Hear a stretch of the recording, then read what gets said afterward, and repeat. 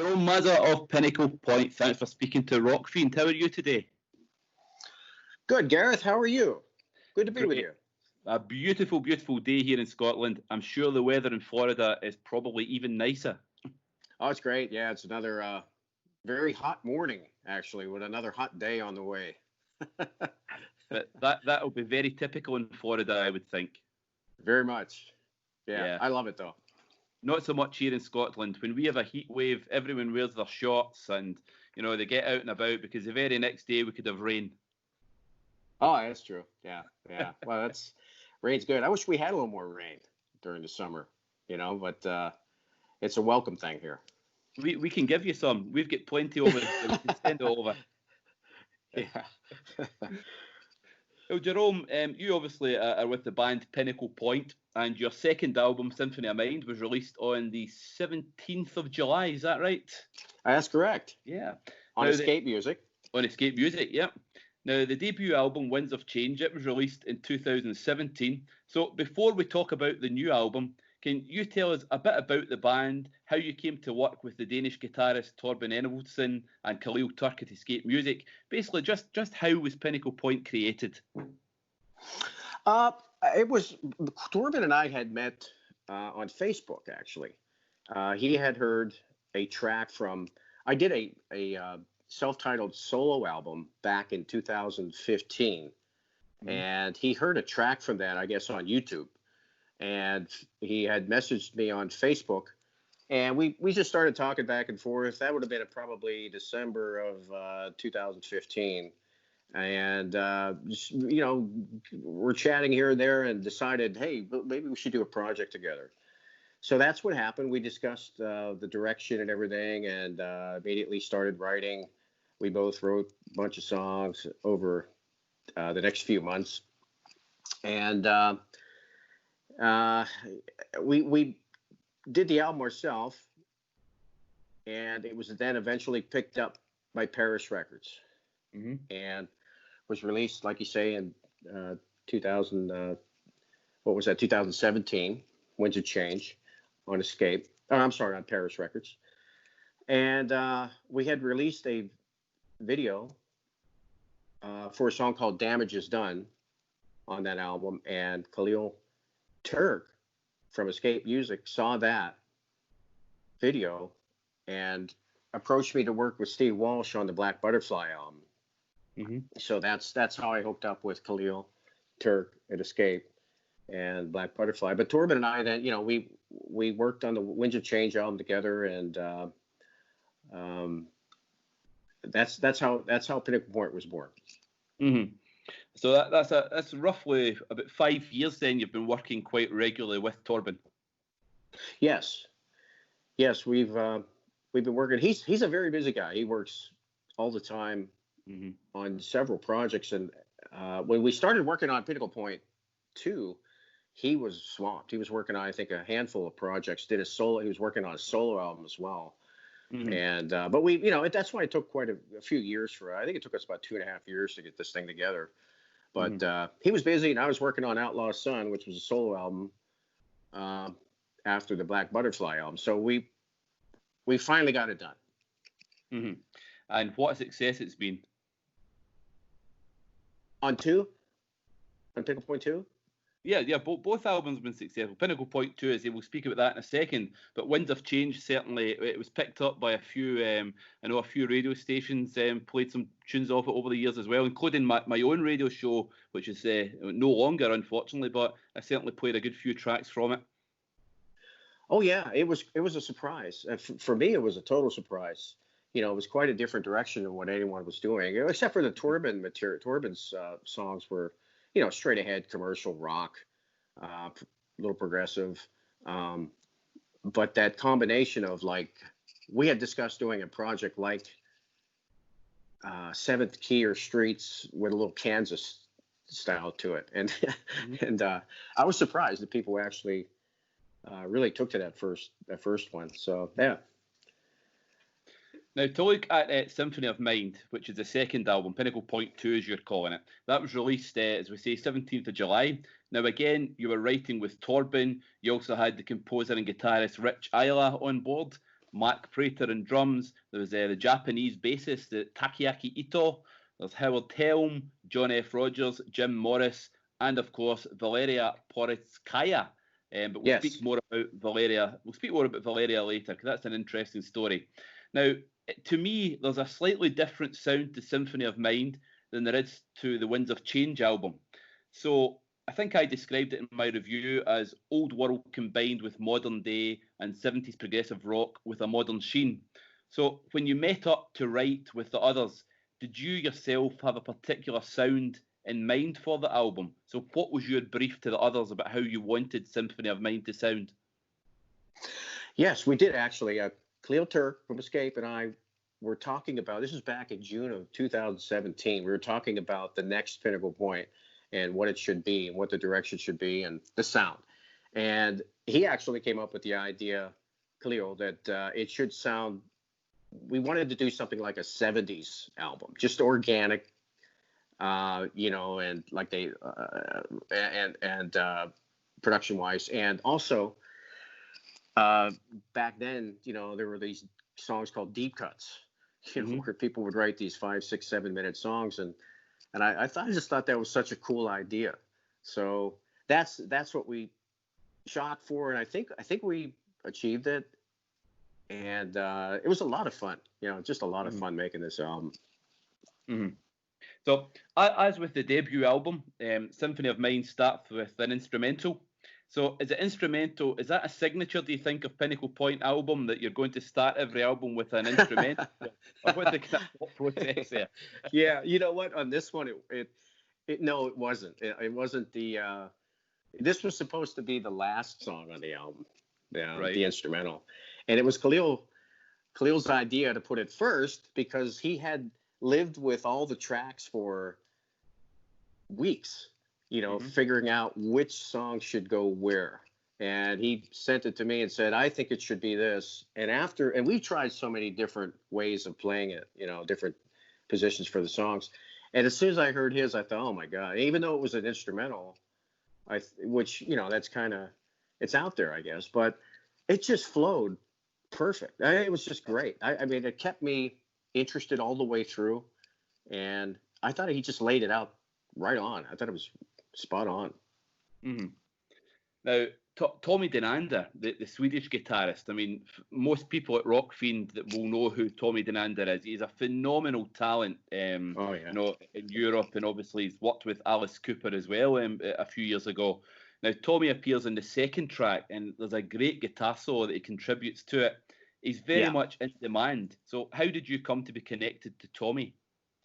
Oh yeah, you're so right about Tommy. He is just absolutely fantastic, and that solo is just mind blowing. When I worked with on the Steve Walsh project, the Black Butterfly, Tommy and Steve Walsh had actually written most of the songs for that album, right. And then there were some songs that they wanted me to sing as well. I did the duet with Steve, and then they wanted me to sing 3 or 4 more songs. So Tommy Denander and Steve Overland had written those songs for the Butterfly album that I had sung on. And that's how I met, Tommy and Steve Overland. And I just thought, when we were ready to do the next Pinnacle Point, I just really would have loved to have Tommy on it just for one song. Because he and Steve were just a blast to work with. I had a lot of fun working with those guys, and so that's what we did. I just threw it at him. I said, "Hey, you want to write a song for this album?" And he wrote about 5 songs, and I think Cleo had picked the So Alive tune. So that's how Tommy ended up on the album. And as I say, what a coup that is, because he's a really, really superb performer. His writing skills are well known, and in a lot of AOR projects in particular. So that was certainly a great addition to the album to get Tommy. Oh, it's fantastic! Yeah, special guest. Yeah, absolutely. That solo, that's one of the greatest guitar solos I think I've ever heard, along with TORBEN's solo on "Way to the World." If you listen to that, that's right up there with Tommy. I mean, it's 2 great guitar solos. And to be able to say that you've got two great guitar solos and that's just in 2 tracks on one album, well, that's quite a thing to be able to say. Oh yeah, I mean and even throughout, there's just so much. You know, the thing about this, Gareth, this album, I think, is there's so much good music in it. Mm-hmm. You know, it's not just about the guitar or you know, vocals or whatever.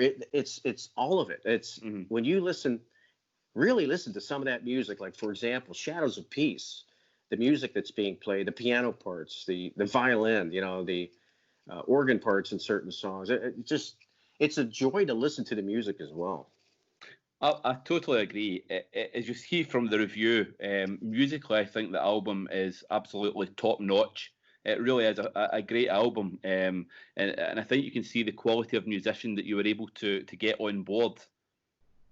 Oh, thank you. Yeah, we were very lucky. Yeah, to get the violinist. Her name is VALERIA POZHARITSKAYA. Yeah, I think I've said it right. And just a phenomenal performance. And then you have Takeaki Ito, the bass player, who's just a phenomenal bass player who had Cleo had known for a long time, and suggested we bring him in. And just a great bunch of play. And Rich AYALA, who also had written 5 songs on the album, did some backgrounds, and played guitar too as well. He played some great stuff like on Shadows of Peace, Wake of the World, in the Wake of Hope, and just you know, a top notch. Everybody on the album is just top notch.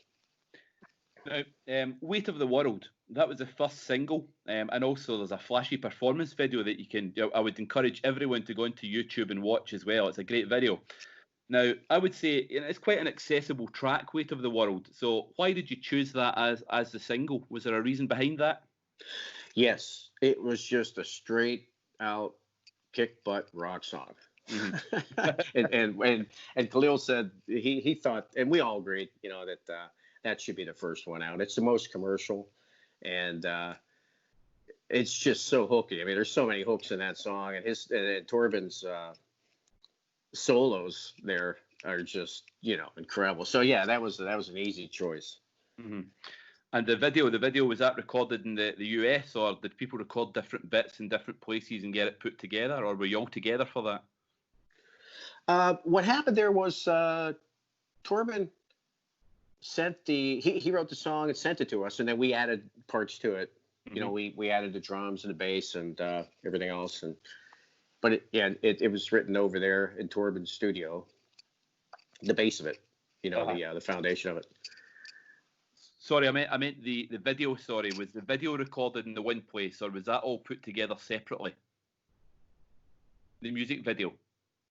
Oh, the video. I'm sorry. Yeah, the video. Sorry. Oh, the video was all done separately. Right. All right. Yeah. Actually, the drummer and I think were in the same. No, that was done separately. Yeah, everything was separate. You see, that's amazing, because as I say, and I hope people will go into YouTube and watch the video, because that surprises me, because it looks as if you're all in the one big arena almost performing. Oh, that's cool. Yeah. You say it looks like that? It looks like that. It looks as if you're all in the one room, the one big arena type place. Yeah. Well, Barry, I can't remember Barry's last name. He's the videographer who put it all together. You know, we had 2 guys actually shoot our parts, and then we had someone put it all together, and he did a fantastic job on it. Oh, definitely. Yeah. As I say, it's a great video, and anyone listening, I would encourage them to go to YouTube, look up Pinnacle Point, Weight of the World. The video is well worth watching, so let's hope some people will hear this and they'll go on and watch it. Yeah, thanks for that. Now, the track Hero. Now, I described that in my review as progressive rock at its best. And now, there's a bridge section with the vocals and the piano, and they're almost, this will sound ridiculous, but there's almost a Broadway feel to them, a bit like kind of Genesis and their prog heyday of the 70s. I don't know if you'll quite go with what I'm saying there, but the progressive metal, or symphonic metal, is massive in Europe at the moment. It's a huge thing in Europe at the moment. And of course, this track, Hero, starts with the violin. And I would say Valeria's violin combined with the power chords and the drums, it gives what I would call a kind of apocalyptica sound to it. Now, I don't know if you're familiar with apocalyptica. No, I'm not. I read that. I should have looked them up. No, Apocalyptica are basically a Finnish band, and I think it's 4 guys from what I remember. They play cellos down to violins, but they're soundtracked along with basically metal music. They actually did an album of Metallica music years ago that became really quite famous. That's what broke them. But they have a sound that I would say in the track Hero, it can be compared to Pinnacle Point. Just on that track, there's no comparisons elsewhere. And it's really Valeria's violin that brings that out. So I'm wondering, with Valeria being from Belarus, which is obviously fairly near to Finland, it's in the Baltic Sea type area, did Valeria have any input to that track, or is this just purely coincidental? Oh, yeah, that's coincidental. Right. Yeah. Yeah, everything was written out. She just, I guess she improvised a little bit here and there. Yeah. But, yeah. No, that's interesting. I just wondered, with Valeria being from the kind of, Belarus isn't a million miles away from Finland. It's along the Baltic Sea area. I just wondered whether, she's maybe been influenced by that type of music, but obviously not. That's just purely coincidental.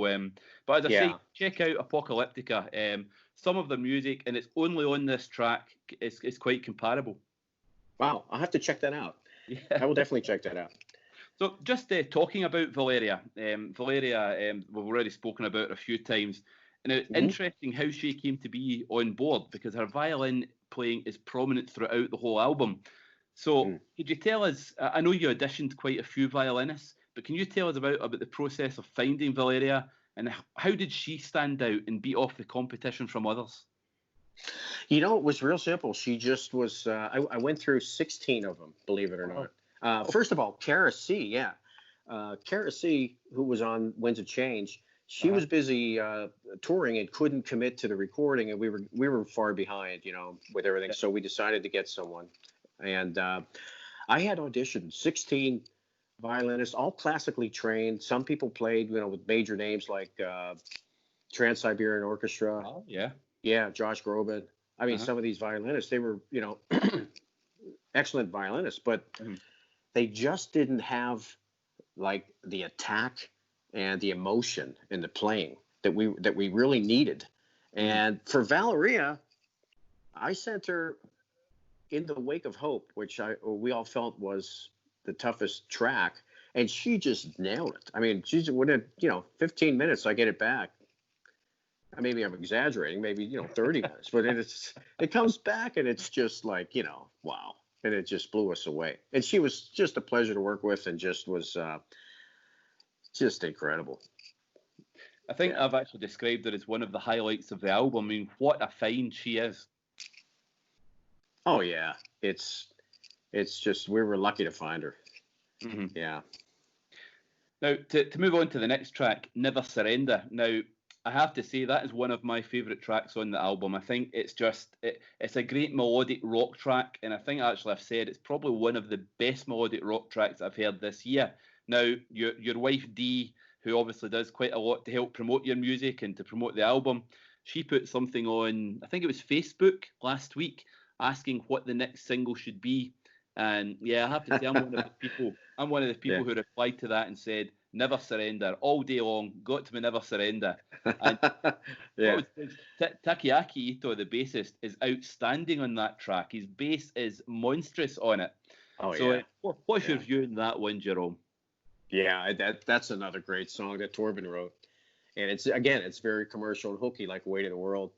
And I don't, I don't have a lot of say in that. you know who's running the show. No, but I think we're still kicking that around, what it's going to be. But I would say that would be a great video as well. I think as well, it's a very, very commercial song. As I say, it's pretty much a melodic rock track. It's almost into AYALA territory. And I think that's one that I think radio stations would pick up and play. It's so commercial, but at the same time, it's just a great, great track. Yeah, I agree. Very commercial, very hooky. The harmonies in there, it's just, and again, Torben's playing, and the solo he did in there is great as well. And great song. He writes them good. He pumps them out. I'll tell you, he really does. Well, the Danish are good these days. I mean, you've got the likes of Torben, you've got Soren Andersen as well. You know, there's a lot of good music coming out of Denmark. What was the other band? You know, Soren Andersen, the guitarist. I'm not sure if I've heard of him. I think Soren, he's maybe not quite as big in the US at the moment. He's played with a lot of bands. Glenn Hughes, he was Glenn Hughes' guitarist for a number of years. Okay. So yeah, but I think he's. My understanding is he's quite a popular producer in Copenhagen area and in Denmark, and certainly in Europe. He's a kind of go-to guitarist for a lot of things. But obviously Torben, you know, seems to be of the same mold as Soren, which I think, you know, that's no bad thing. That's a really good thing. Oh, I'll have to check him out then. Yeah, for sure.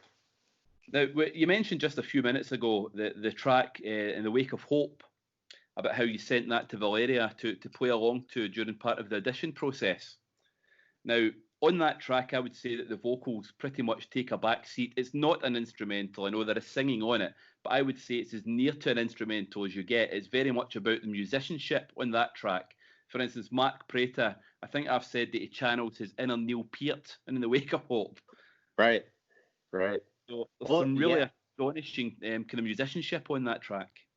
Very much so. Like I mentioned earlier, you could just sit there and listen to all those different changes and timings and things, you know, and layers of acoustic guitar, the piano, John F. Rodgers piano, and violin, of course. And yeah, I mean, it's like I said earlier, it's just great to sit there and listen to the music as well on many of these tracks. Oh, yeah. Oh, definitely. Now, in many of the reviews that I've read, I actually tried to avoid it too much in my review, although I did end up going there eventually. But many reviews have compared the album to the music of Kansas, which of course is no bad thing. But it's just, I try my best not to compare music too much. I try to look at it, you know, standing on its own. But what I would say is the song Shadows of Peace, to me, is the most Kansas sounding on the album.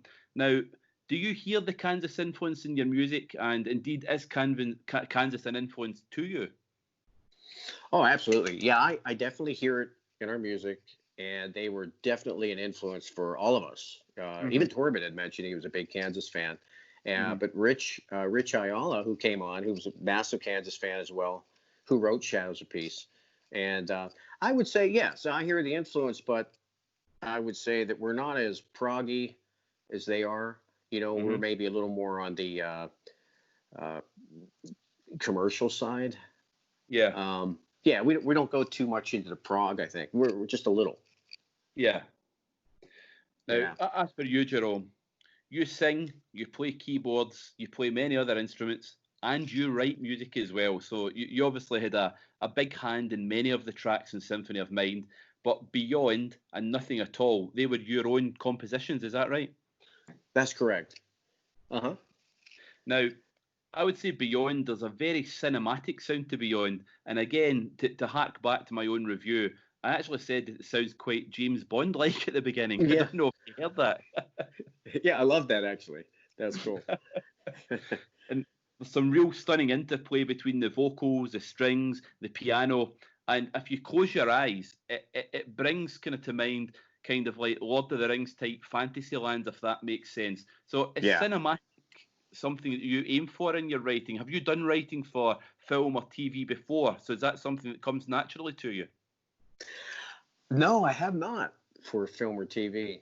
No, actually I did write a few instrumentals, you know, that it could have been, but never really pursued it, you know. But no, I just sat down and started hoping to write something that would fit, you know, a Pinnacle Point album. And that's, you know, it's just, you never know what's going to come, you know, and,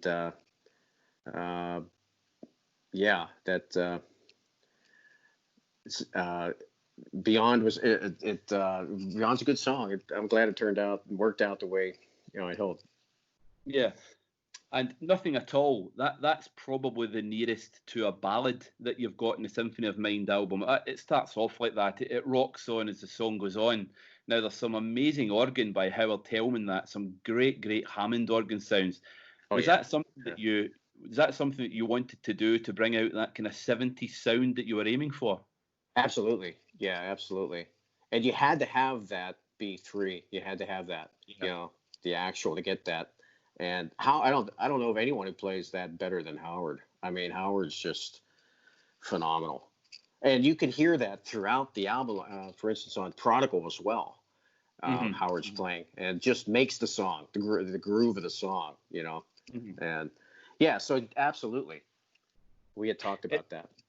It's funny you say that, because you're talking about the song Prodigal and Howard's playing on Prodigal. I'm actually just about to move on to that. I think I've said that Howard's playing on Prodigal is very John Lord-like. Now, I don't know, are you a Deep Purple fan at all, Jerome? Oh, yeah. Yeah, I was. Yeah. Well, to me, and it took me a while to literally sit in the dark with my headphones on and my eyes closed, because I couldn't quite pinpoint what I was hearing in Prodigal. But then it hit me.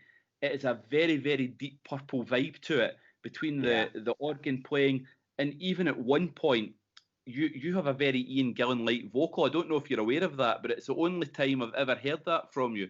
But you're very like Ian Gillan in that track. Wow. Well, I'll tell you what. I haven't heard that before, but that's one hell of a compliment. I appreciate that. No, it definitely. It took me a while to pin it down. I literally had to sit and listen to the track over and over. There was something on it I just couldn't put my finger on. I couldn't pinpoint, and then it just hit me. It was Deep Purple. And I've played the track to a few other people that I know, and again, I've just said to them, listen to it. What do you think? And I've said it's a great track, but what are you getting at? And as soon as I say Deep Purple, they go, yeah, you're right. No kidding. Wow. Yeah, so that's cool. That's very cool. But very again, cool. Howard's organ in that is phenomenal. His organ playing is great. Yeah, he's just fantastic. We've recorded through the years a couple of songs here and there, and he blows me away. When he comes back, I'll just say, Howard, I need a piano on this or something, and man, it's just everything comes back. He's just great, gifted guy. Now, to look at the title track, Symphony of Mind, that's a really epic track. It's like you were talking earlier on about how, you can go and just write like 7-minute songs. And this is one of these such songs. 7 minutes, probably not the most accessible in the album. But the thing is, when you combine the music with the lyrics, it's basically bringing a story to life. Would you agree with that? Absolutely. Yes. So what was the kind of, I don't know if I want to use the word influence, who wrote the kind of basics of the story, and what story were you trying to tell? Well, Rich AYALA wrote that song as well. And that song was about Kerry Livgren, who he was a big fan of, who he still is a big fan of. Kansas. Yes. Yeah, right. Yeah. And Kerry now has been writing, what do they call that? A cantata? It's a piece of music that just goes on and on for, it's just a big composition of music. And he's been writing this for about 30 years, supposedly. Right. And if you listen to the lyrics in there, they're, we may never hear it. What is he? When will he write it? That's what he's talking about. He's talking about this project that Kerry's been working on for 30 years. And we just found out that he actually is going to be releasing it soon.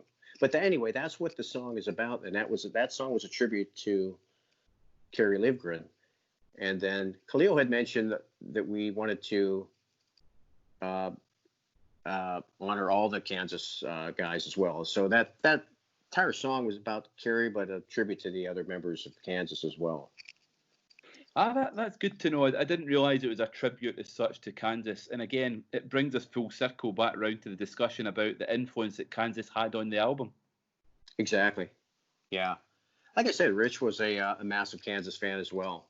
And I'll tell you the story how Rich and I hooked up.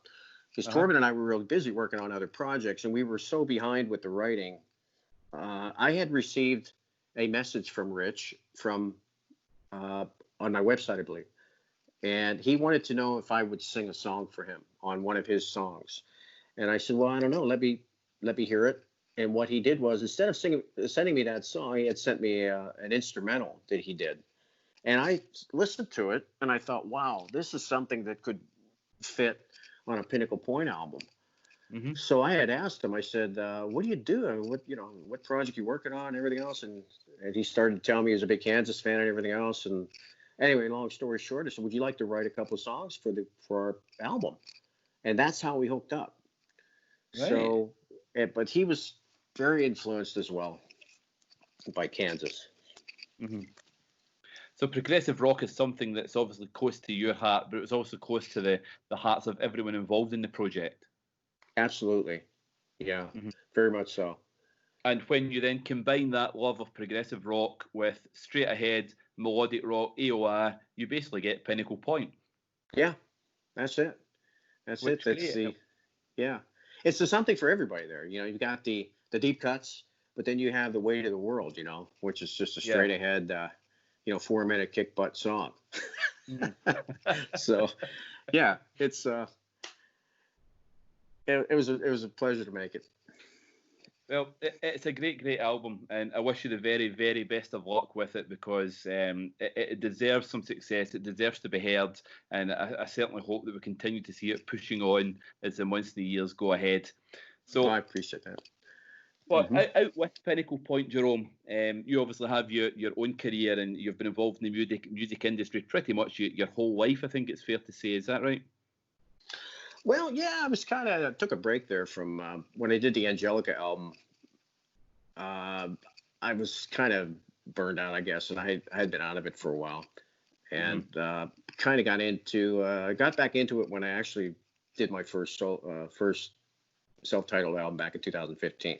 So I've been going pretty strong here for the past 6 years. It's been nonstop, but it's been a lot of fun. Now you mentioned there the band Angelica. Now it's a Christian rock band, and you played in their Walking in Faith album. Now I think first of all, to explain to anyone, particularly in the UK, the Christian rock and metal scene in the US is huge. It's a massive scene. Is that right? Yeah, I'm not sure about today. It may still be, but I know back then it was big. Yeah, it was big. I mean, these guys were playing arena shows like pretty much every night. It's not the same as it is over here in the UK. The Christian rock scene is very, very small. It's almost minuscule. But so it's to try and get through here that when we're talking that you played in an album like Walking in the Faith, that was a massive album and a massive undertaking at the time. It was, yeah, and it sold right out of the gate. Believe it or not, 25,000 copies right out of the first few weeks.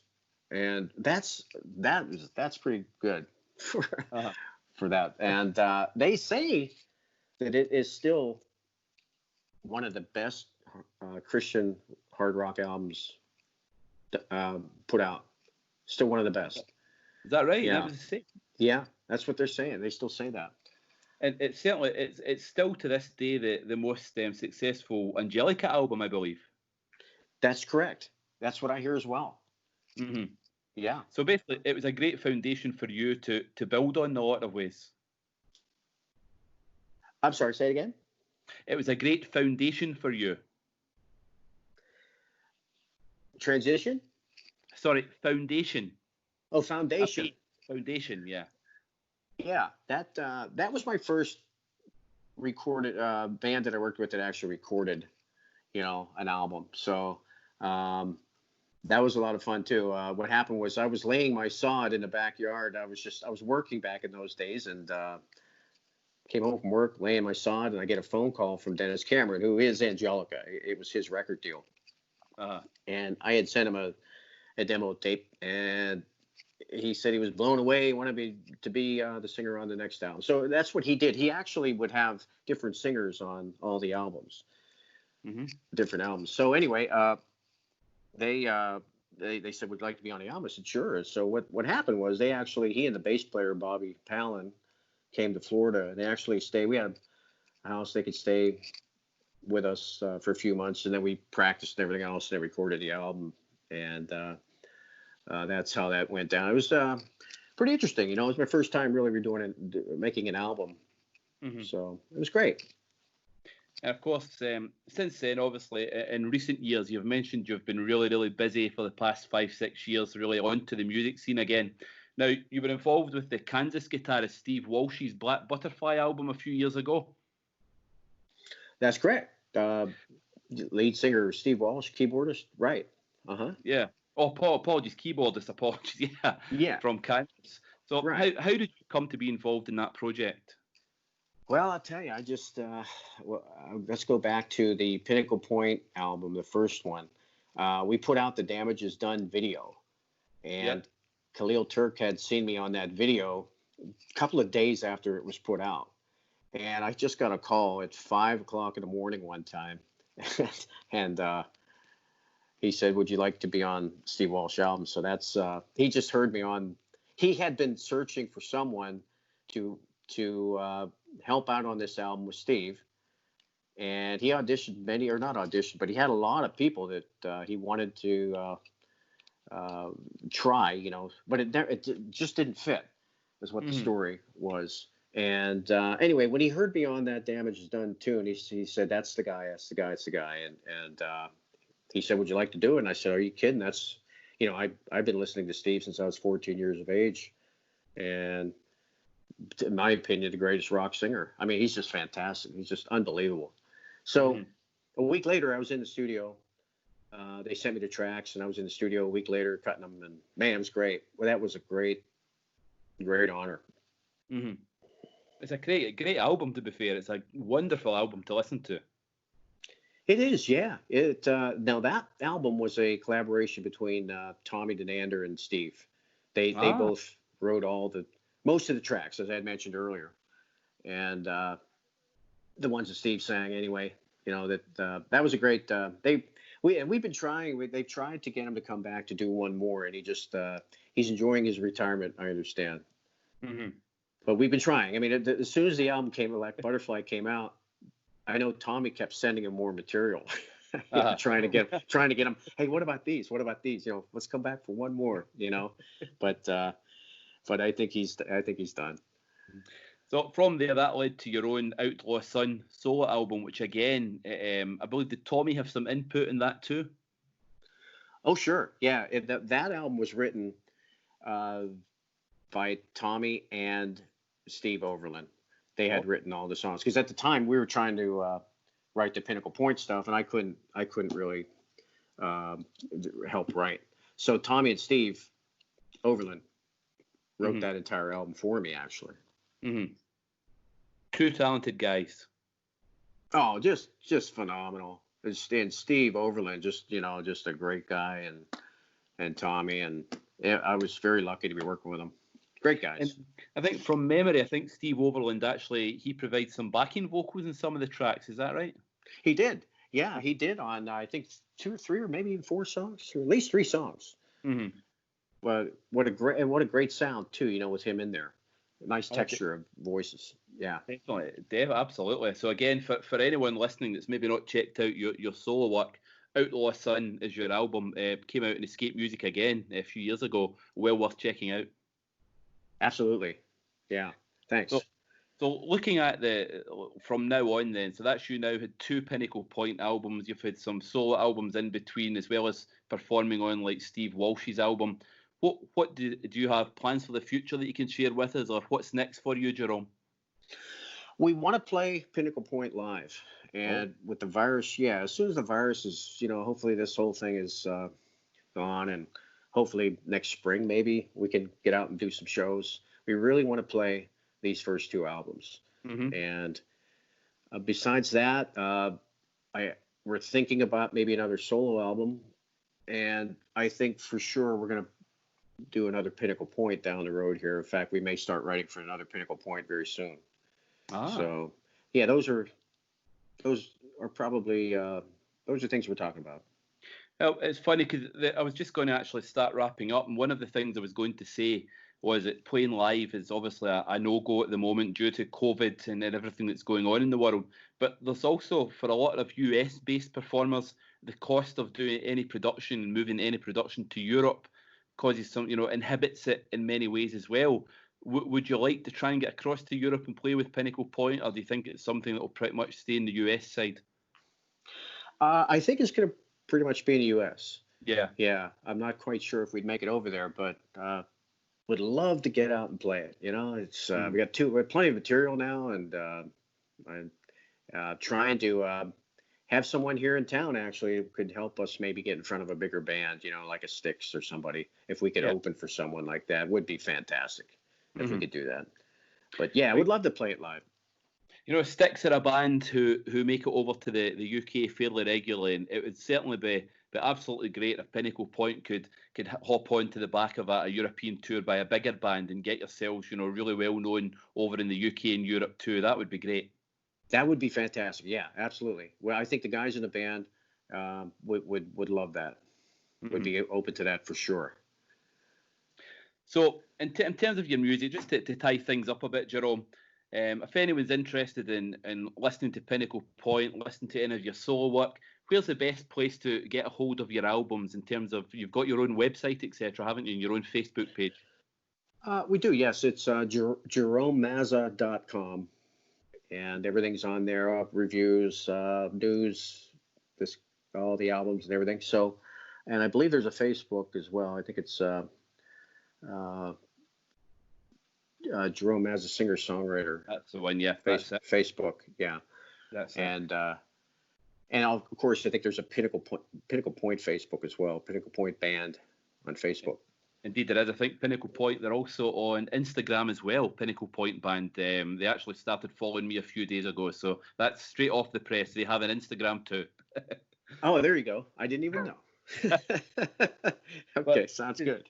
Certainly, if they go to your website, they can see the albums that you have available, and they can purchase directly from your website. That's correct. Yeah. So I would certainly encourage people to do that. I hope everyone certainly has enjoyed listening to you talking about Symphony of Mind, about your own career, about Pinnacle Point, and I'll encourage anyone that's listened to this interview to check out the band, get onto YouTube, check out the videos, go to your own website, learn a bit more about yourself, Jerome. Now, is there anything you would like to say to the readers or anyone from Rockfiend who's listening to this interview? Any message you would like to get out to people in the strange times that we're living in? Well, I would say, just it's almost like Weight of the World, TORBEN's song. Is right now it's crazy. A lot of people having some tough times, but read the lyrics to that, and the time will come, and you'll see it through, and we'll get through it. We'll get through it. Indeed, we will. Wise words, Jerome. Very wise words. And I think a great way to end the interview. It's been an absolute pleasure to speak to you. As someone who started listening to your music a few years ago whilst I was hosting my own radio show, and then I followed you up now to the point of this Pinnacle Point album, it genuinely has been a great pleasure to speak to you. And I wish you all the success with the Pinnacle Point album and your other endeavours in the future. Well, Gareth, I'll tell you, it was an absolute pleasure speaking with you. And thank you for all you do. And just great to be with you.